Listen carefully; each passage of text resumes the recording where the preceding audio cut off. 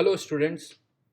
आज के इस वीडियो में हम जेई एडवांस्ड 2021 के पेपर में फिजिकल केमिस्ट्री के जो क्वेश्चंस पूछे गए थे उनके सॉल्यूशंस हम वन बाय वन करके डिस्कस करेंगे।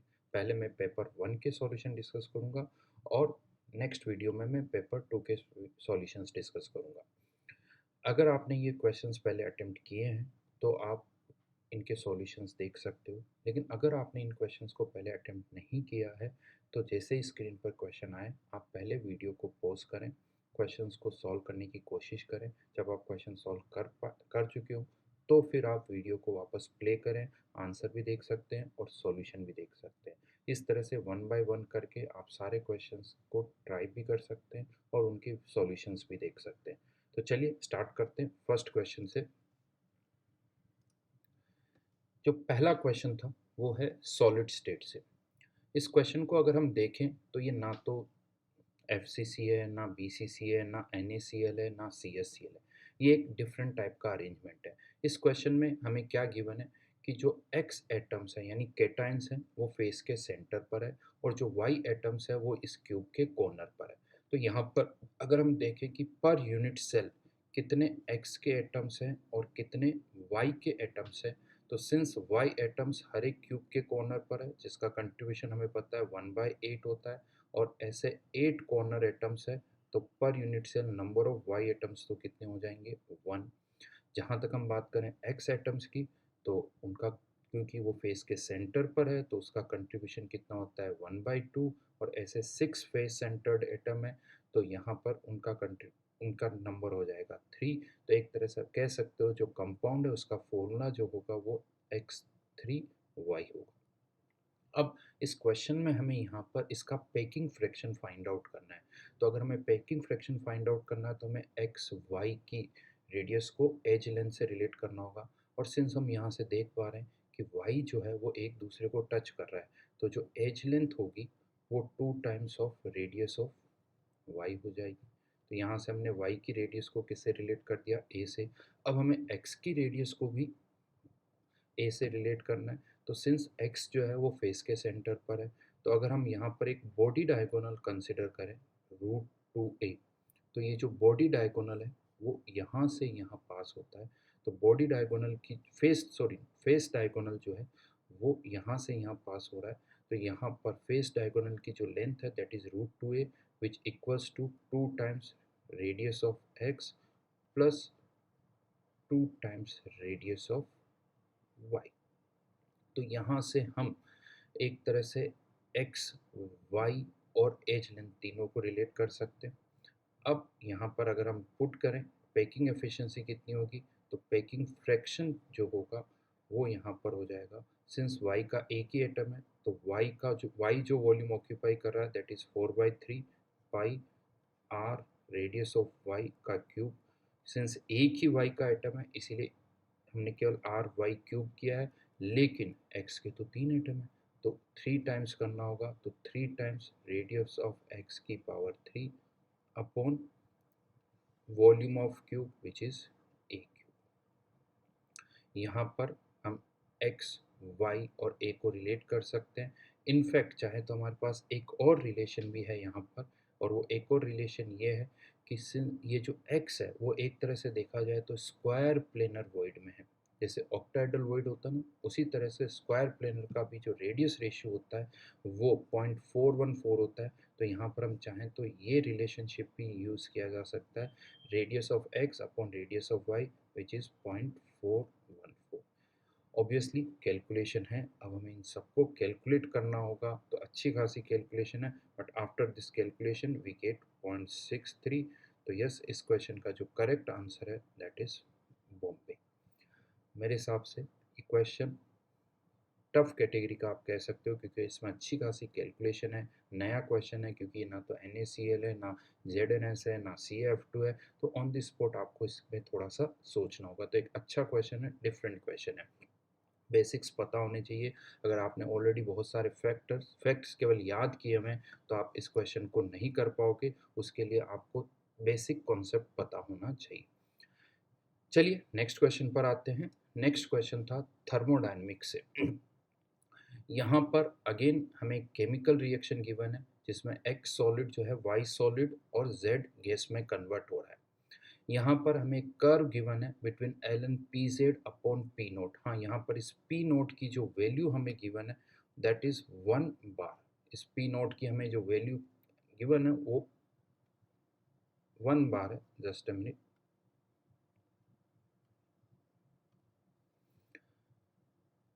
ये पी नोट है। अब इस रिएक्शन का अगर हम इक्विलिब्रियम कांस्टेंट लिखते हैं तो इस रिएक्शन का जो इक्विलिब्रियम कांस्टेंट होगा वो कुछ यहाँ पर मैं लिख रहा हूँ नीचे की तरफ, पी जेड के बराबर होगा बिकॉज एक्स और वाई सॉलिड है, वो एक्सप्रेशन में अपीयर नहीं होंगे। नाउ अगेन यहाँ पर ये भी हमें एक इन्फॉर्मेशन गिवन है कि के जो है P Z upon P note. यहाँ पर इतना कहा जा रहा है कि ये पी नोट की वैल्यू जो 1 बार है, दैट मीन्स अब हमें ये जो पी जेड भी पुट करना होगा वो इन टर्म्स ऑफ बार ही पुट करना होगा। तो हमें पता है एल एन के equals to delta S naught upon R minus delta H naught upon R होता है इंटू 1/t। हाँ, लेकिन यहाँ पर जो कर्व प्लॉट किया गया है वो 1/t के बीच में नहीं है, 10⁻⁴। तो एक काम करते हैं, इसको 10⁻⁴ से मल्टीप्लाई भी कर देते हैं और इसको 10⁻⁴ से डिवाइड भी कर देते हैं। और k की जगह क्या पुट किया जा सकता है, पी जेड हम पुट कर सकते हैं। तो यहाँ पर इस k की जगह मैं पी जेड पुट कर देता हूँ।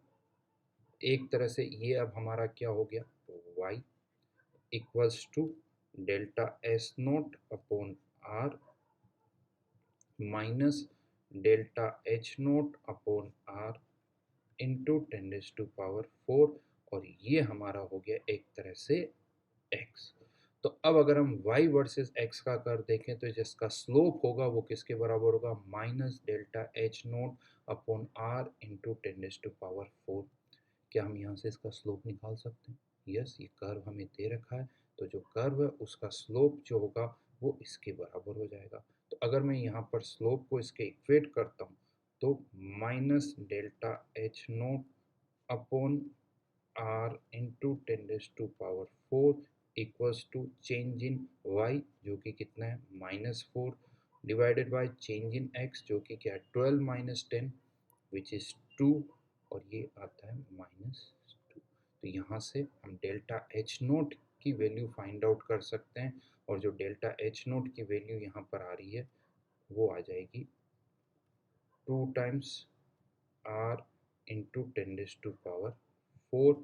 अगर हम r को मल्टीप्लाई करें तो r की वैल्यू है 2 इंटू 8.314 इंटू 10⁻⁴। सिंस आंसर हमें किलो जूल में देना है तो ये किलो जूल में हो जाएगा। और अगर आप इसको एग्जैक्टली मल्टीप्लाई करते हो तो ये वैल्यू आती है 166.28। ज़्यादा टफ कैलकुलेशन नहीं है, 83 का डबल करना 83.14 तो 166.28 किलो जूल। यही में जो इसका आंसर दिया गया वो 166.2 से लेके 166.3 के बीच में था।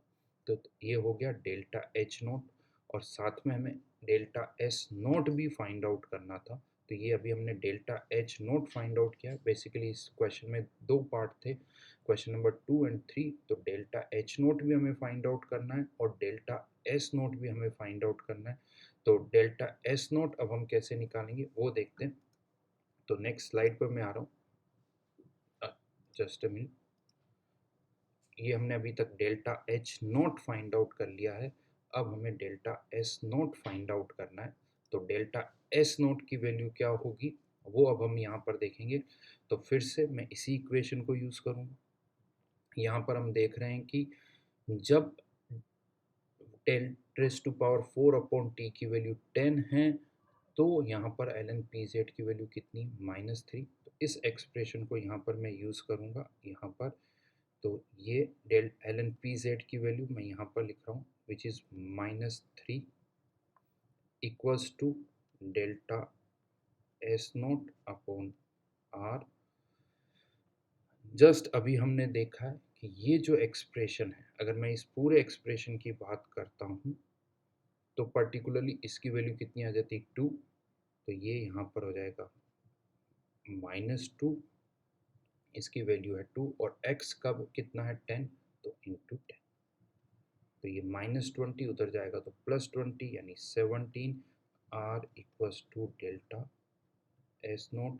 इसको मल्टीप्लाई अगर हम करें तो 8.314 equals to delta S naught, और अगर आप इसको मल्टीप्लाई करते हो तो ये 141 के कुछ आसपास नियरली वैल्यू आती है, 141.34, right, in terms of joule. तो एक आंसर है 141.34 और दूसरा आंसर है 166.28 किलो जूल। तो कैलकुलेशन वाइज है, एक्सप्रेशन में डेटा आपको प्रॉपरली पुट करने, 10⁴/4/t है, प्लस माइनस को केयरफुली मैनेज करना है, तो कोई एरर नहीं होगी। ज़्यादा कंसेप्चुअल क्वेश्चन नहीं है, हाँ लेकिन मैथमेटिकली एरर हो सकती है। तो ये था क्वेश्चन नंबर 2 एंड 3। चलिए नेक्स्ट क्वेश्चन पर आते हैं।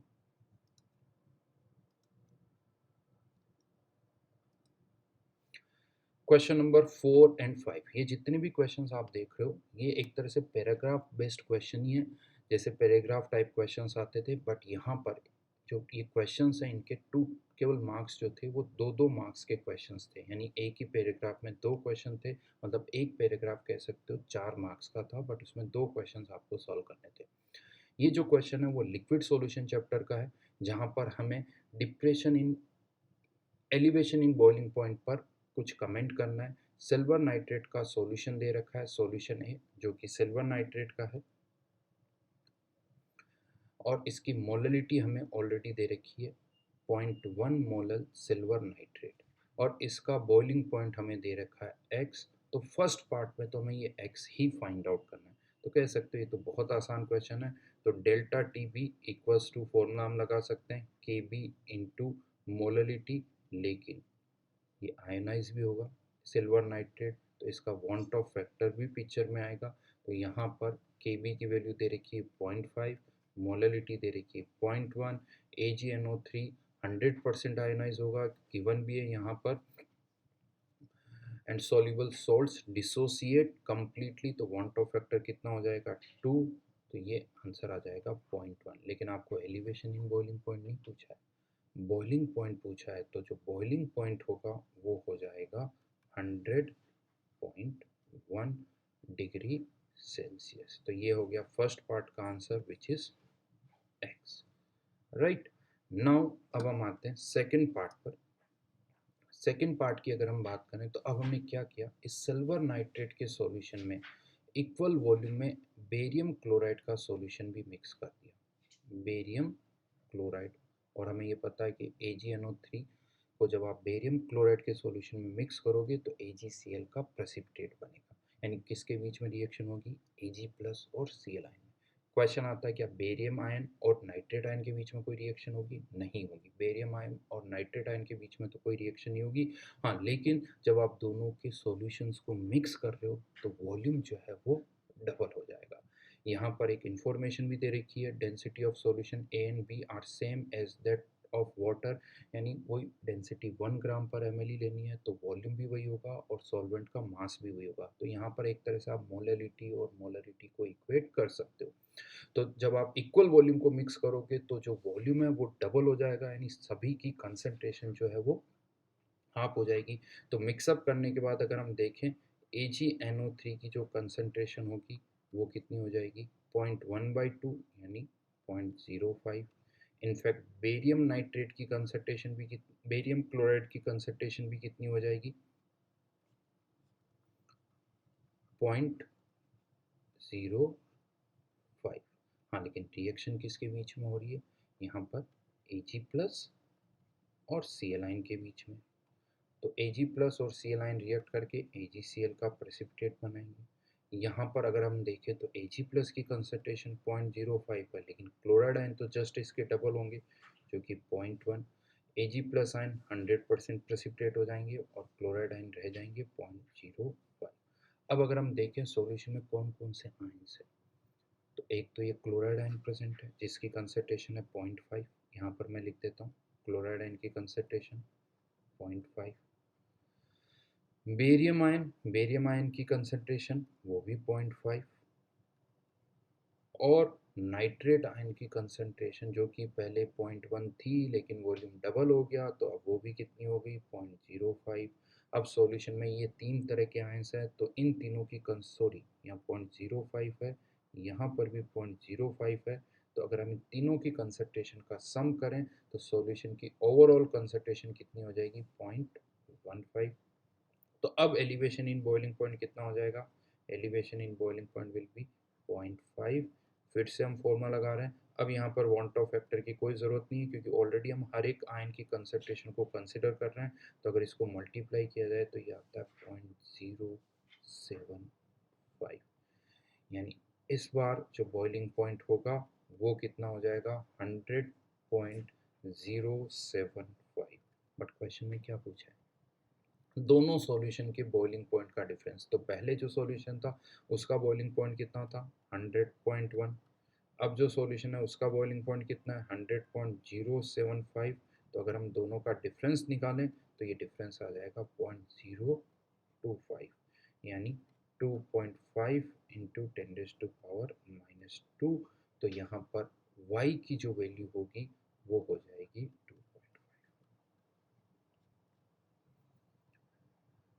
अगेन बेसिक क्वेश्चन है बट एरर हो सकती है, कंसंट्रेशन को कन्वर्ट करना है 0.1 वॉल्यूम डबल हो रहा है तो 0.05 करना है, प्रेसिपिटेट बनाना है और अगेन सभी की कंसंट्रेशन को कंसिडर करना है। तो क्वेश्चन आसान है लेकिन होता क्या है, आपको पहले से पता होना चाहिए कि कहाँ पर मिस्टेक हो सकती है, वहाँ पर केयरफुली रहना होगा, आपको मिस्टेक्स को अवॉइड करनी होगी, नहीं तो क्या होता है इतनी सारी कैलकुलेशन में कहीं ना कहीं हम मिस्टेक कर देते हैं और जो डेटा है वो भी 0.025 0.75 0.1। तो क्या होता है जब पॉइंट्स में इस तरह के डेटा होते हैं तो कहीं ना कहीं हम मिस्टेक कर देते हैं, तो इसको बहुत ही केयरफुली आपको मैनेज करना है। चलिए तो ये था नेक्स्ट क्वेश्चन लिक्विड सॉल्यूशन से क्वेश्चन। अब आते हैं नेक्स्ट क्वेश्चन पर जो कि था सरफेस केमिस्ट्री से। इस पेपर में टोटल 7 क्वेश्चंस थे जिसमें से अब हम आ गए हैं 6th क्वेश्चन पर। पहला क्वेश्चन था सॉलिड स्टेट का, दूसरा क्वेश्चन था थर्मोडायनेमिक्स का जिसमें 2 क्वेश्चंस थे, तीसरा क्वेश्चन थर्ड और फोर्थ और फिफ्थ क्वेश्चन थे लिक्विड सॉल्यूशन, 6th क्वेश्चन है सरफेस केमिस्ट्री से। अगेन एनसीईआरटी से क्वेश्चन है, एनसीईआरटी के स्टेटमेंट्स अच्छी तरह से आपको पता होने चाहिए। तो पहला स्टेटमेंट क्या है, the process of precipitating colloidal solution bye an electrolyte is called peptization. अगर आप किसी कोलाइडल सॉल्यूशन को प्रेसिपिटेट कर रहे हो तो इसे पेप्टाइजेशन नहीं कहते, इसे हम कहते हैं कोगुलेशन। बस पेप्टाइजेशन से हम कोलाइडल सॉल्यूशन बनाते हैं, जब आप उसे प्रेसिपिटेट करते हो तो इसे कहा जाता है कोगुलेशन। तो ये स्टेटमेंट 1 जो है ये फॉल्स हो जाएगा। ये मोर देन 1 वाला क्वेश्चन था, यहाँ +4 और -2 होता है, पार्शियल मार्किंग भी होती है, सो बी केयरफुल -2 ना हो जाए। तो पहला स्टेटमेंट है फॉल्स।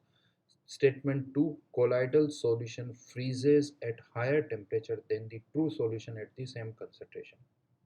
यहाँ एरर हो सकती, क्या गड़बड़ हो सकती है वो बताता हूँ। चलिए एक तो हम बात करते हैं ट्रू सॉल्यूशन की, कंपेयर किसको करना है, ट्रू सॉल्यूशन और कोलाइडल सॉल्यूशन को, जिनकी कंसंट्रेशन जो है सेम है। तो अब कंसंट्रेशन सेम है लेकिन कोलाइडल सॉल्यूशन की जो एक्चुअल कंसंट्रेशन होगी वो ट्रू सॉल्यूशन से कम हो जाएगी क्योंकि कोलाइडल सॉल्यूशन में मॉलिक्यूल्स आपस में कंबाइन होते हैं।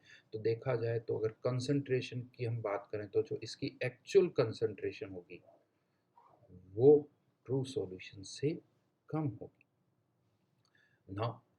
कंसंट्रेशन अगर कम है तो इसका डेल्टा टी एफ ज़्यादा होगा और इसका डेल्टा टी एफ कम हो जाएगा, इसका डेल्टा टी एफ कम हो जाएगा, और जिसका डेल्टा टी एफ कम उसका डिप्रेशन इन फ्रीजिंग पॉइंट भी कम, तो उसका जो फ्रीजिंग पॉइंट होगा वो ट्रू सॉल्यूशन के फ्रीजिंग पॉइंट से ज़्यादा होगा। अब अगर हम इस स्टेटमेंट को पढ़ें तो कोलाइडल सॉल्यूशन का फ्रीजिंग पॉइंट ज़्यादा होगा higher temperature than the true solution. तो ये जो स्टेटमेंट है वो करेक्ट स्टेटमेंट है, केयरफुली करो इसको, एरर हो सकती है, अच्छे खासे चांसेस हैं क्योंकि जिसका डेल्टा टी एफ ज़्यादा होता है उसका फ्रीजिंग पॉइंट कम होता है, जिसका डेल्टा टी एफ कम होता है उसका फ्रीजिंग पॉइंट ज़्यादा होता है। स्टेटमेंट सी पर आते हैं, surfactant form micelle above critical micelle concentration, ये करेक्ट स्टेटमेंट है। जो मिसेल फॉर्मेशन होता है वो सीएमसी के अबव होता है, और सबको पता है जो सीएमसी होती है वो टेम्परेचर पर भी डिपेंड करती है। इनफैक्ट कह सकते हो most of the properties temperature पर डिपेंड करती है, तो ये कोई नई बात नहीं है। तो ये भी एक करेक्ट स्टेटमेंट है, true statement. And last one, micelles are macromolecular colloids. नहीं, मिसेल्स को हम कहते हैं एसोसिएट कोलाइड। तीन तरह के कोलाइड्स होते हैं, मल्टीमोलिकुलर, मैक्रोमोलिकुलर और एसोसिएट कोलाइड। तो मिसेल्स को हम एसोसिएट कोलाइड की कैटेगरी में पुट करते हैं, तो ये भी एक तरह से एक फॉल्स स्टेटमेंट हुआ। तो इसका करेक्ट आंसर क्या हो जाएगा? Bombay and Calcutta. Right. Last question पर आते हैं, जो कि अगेन थर्मोडायनेमिक्स से था।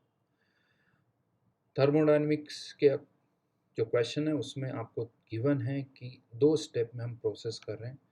First step state 1 to state 2, जो कि एक आइसोथर्मल एक्सपांशन है, और स्टेट 2 से स्टेट 3, जो कि एक एडियाबेटिक एक्सपांशन का प्रोसेस है।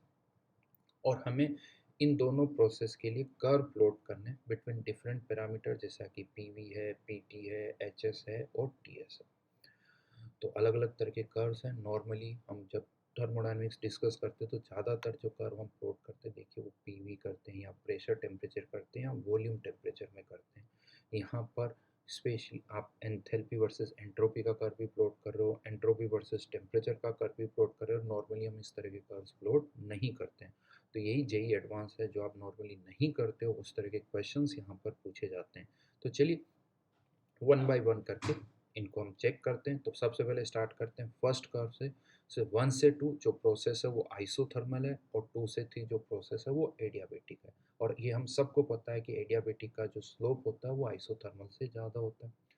क्या यहाँ पर ऐसा ही है क्या? यस, ये आइसोथर्मल जिसका स्लोप कम दिख रहा है, और एडियाबेटिक जिसका स्लोप ज़्यादा दिख रहा है, ये ज़्यादा वर्टिकल है। तो यानी ये ऑप्शन जो है वो सही है, करेक्ट ऑप्शन है। ये एडियाबेटिक और ये आइसोथर्मल। बी ऑप्शन पर आते हैं।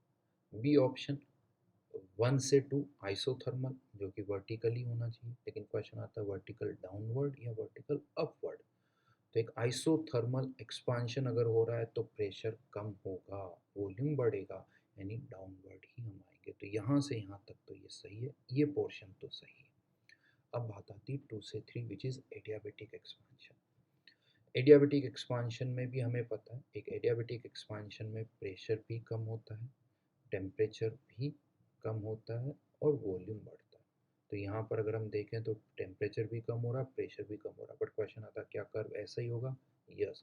एक एडियाबेटिक प्रोसेस के लिए देखिए, नॉर्मली हम पीवी जो कर्व प्लॉट करते हैं वो पीवी कर्व तो एक हाइपरबोला टाइप होता है, लेकिन एक एडियाबेटिक प्रोसेस के लिए अगर आप पीटी कर्व प्लॉट करोगे तो वो कुछ पैराबोला टाइप ही होता है, क्योंकि प्रेशर जैसे जैसे बढ़ता है टेम्परेचर भी बढ़ता है, या टेम्परेचर बढ़ने पर प्रेशर भी बढ़ता है। तो ये इसी तरह का कर्व होता है। तो ये भी पार्ट सही है, यानी बी ऑप्शन भी सही है। देन सी ऑप्शन पर आते हैं। अगेन 1 से 2 आइसोथर्मल। आइसोथर्मल प्रोसेस में टेम्परेचर कांस्टेंट, और सिंस आइडियल गैस की हम बात करें तो अगर टेम्परेचर कांस्टेंट है तो एंथैल्पी भी कांस्टेंट रहेगी। तो उस हिसाब से तो ये सही है, एंथैल्पी कांस्टेंट है। बट क्वेश्चन आता है एंट्रोपी बढ़ेगी या एंट्रोपी कम होगी, यानी हम लेफ्ट टू राइट आएंगे या राइट टू लेफ्ट। तो यहाँ देखा जाए आइसोथर्मल एक्सपांशन हो रहा है, तो एक्सपांशन के कारण एंट्रोपी बढ़ेगी। तो ये कर्व इसी तरह से होगा, यानी सही है। और 2 से 3 एडियाबेटिक एक्सपांशन है। एडियाबेटिक एक्सपांशन में टेम्परेचर कम होता है, तो टेम्परेचर कम होगा तो एंथैल्पी भी कम होगी, जबकि यहाँ पर एंथैल्पी बढ़ रही है। तो ये कर्व गलत है। ये किस तरफ होना चाहिए? नीचे की तरफ होना चाहिए। तो ये गलत ऑप्शन हो गया। Then last TS diagram. TS diagram की बात करें तो 1 से 2 टेम्परेचर कांस्टेंट, सिंस आइसोथर्मल है टेम्परेचर कांस्टेंट, एंट्रोपी बढ़ रही है क्योंकि एक्सपांशन हो रहा है। तो 1 से 2 तो सही। और 2 से 3 एडियाबेटिक एक्सपांशन है, टेम्परेचर तो कम होगा, लेकिन एक एडियाबेटिक रिवर्सिबल प्रोसेस में एंट्रोपी चेंज क्या होता है? ज़ीरो, यानी एंट्रोपी क्या रहती है? कांस्टेंट। इनफैक्ट आप सबको पता है, इसे हम कहते हैं आइसो एंट्रोपिक प्रोसेस, यानी एंट्रोपी इज कांस्टेंट, लेकिन टेम्परेचर कम हो रहा है इसीलिए कर्व नीचे की तरफ जाएगा। तो ये होगा, यानी डी ऑप्शन भी सही है। तो इसका करेक्ट आंसर होगा आगरा, बॉम्बे और दिल्ली। अच्छा क्वेश्चन है, बहुत सारी चीज़ें एक साथ आपको करनी होगी, अलग अलग तरह के कर्व्स हैं और हर एक कर्व में 2 कर्व प्लॉट करने हैं, आइसोथर्मल और एडियाबेटिक का। तो ग्राफिकल पार्ट अच्छा होना चाहिए। तो अगर हम इस पर्टिकुलर पेपर में देखें तो थर्मोडायनेमिक्स के एक तरह से एक पैराग्राफ था और एक क्वेश्चन ये था, ये भी मोर देन वन का था, तो 8 मार्क्स की थर्मोडायनेमिक्स थी। सॉलिड स्टेट का एक क्वेश्चन था, उसके अलावा लिक्विड सॉल्यूशन के 2 क्वेश्चंस थे और उसके अलावा हमने देखा कि एक क्वेश्चन जो था वो सरफेस केमिस्ट्री का था। तो ये था जेईई एडवांस 2021 का पेपर 1, जिसमें फिजिकल केमिस्ट्री के जो क्वेश्चंस थे उनके सॉल्यूशंस मैंने आपको यहाँ पर एक्सप्लेन किए हैं। चलिए इसके बाद नेक्स्ट वीडियो में हम पेपर 2 के सॉल्यूशन भी डिस्कस करेंगे। Thank you.